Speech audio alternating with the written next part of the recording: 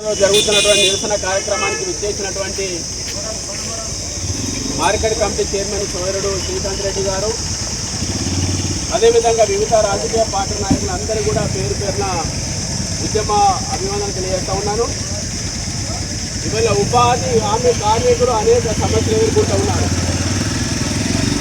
గ్రామాలలో పని కరువై ఉపాధి మార్గం లేక ఆనాడు ప్రభుత్వం 2005లో ఉపాధి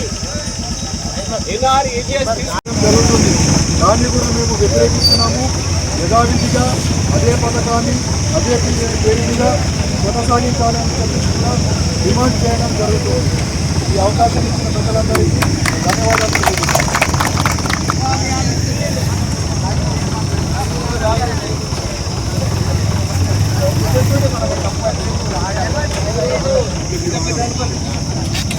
కేంద్ర ప్రభుత్వము గతంలో యూపీఏ ప్రభుత్వం ప్రవేశపెట్టినటువంటి ఉపాధి హామీ చట్టాన్ని రద్దు చేస్తూ కొత్త పేరుతో జీరాంజీ పేరుతో ఎన్నో ఆంక్షలు విధిస్తూ ఇవల్ల కార్మికుల యొక్క పొట్టగొట్టే విధంగా అవలంబిస్తున్నది. కాబట్టి ఈ యొక్క డిమాండ్ల యొక్క సాధన కోసం మన ఈరోజు ఈ రాస్తారోకో ధర్నా కార్యక్రమం చేపట్టినందుకు ముఖ్యంగా ఈ కార్యక్రమాన్ని చేపట్టినటువంటి వామపక్ష పార్టీలు, అదేవిధంగా కాంగ్రెస్ పార్టీ, అదేవిధంగా బీఆర్ఎస్ పార్టీ కూడా ఎల్లవేళలా ఈ కార్మికుల యొక్క హక్కులను కాపాడడానికి ఎప్పుడు వెంటుంటుంది. కాబట్టి ఈ యొక్క కార్యక్రమానికి విచ్చేసినటువంటి మన కార్మికులకు, ఉపాధి హామీ కూలీలకు, అన్ని పార్టీల నాయకులకు, గ్రామస్తులకు సహకరించినటువంటి ప్రతి ఒక్కరికి కూడా ఈ సందర్భంగా పేరు పేరున ధన్యవాదాలు తెలియజేస్తున్నాను. రావద్దు అని చెప్పి అలా మహాత్మా గాంధీని మర్డర్ చేసినటువంటి శ్రీరామ్కి పేరుతోని కొత్త పథకం పెట్టండి. మీ ప్రభుత్వం ఉంది కదా, మీకు మెజార్టీ ఉంది కదా, మీ బలం ఉంది కదా, మీ ఇష్టంలో పెట్టండి. కానీ ఇంకొక కొత్త పథకం పేరు పెట్టుకోండి. ఇంకేదన్నా ఒక కొత్త స్కీమ్ కట్టి దానికి రామ్జీ పేరు పెడతారా, ఇంకేమైనా పేరు పెడతారా మీ ఇష్టము.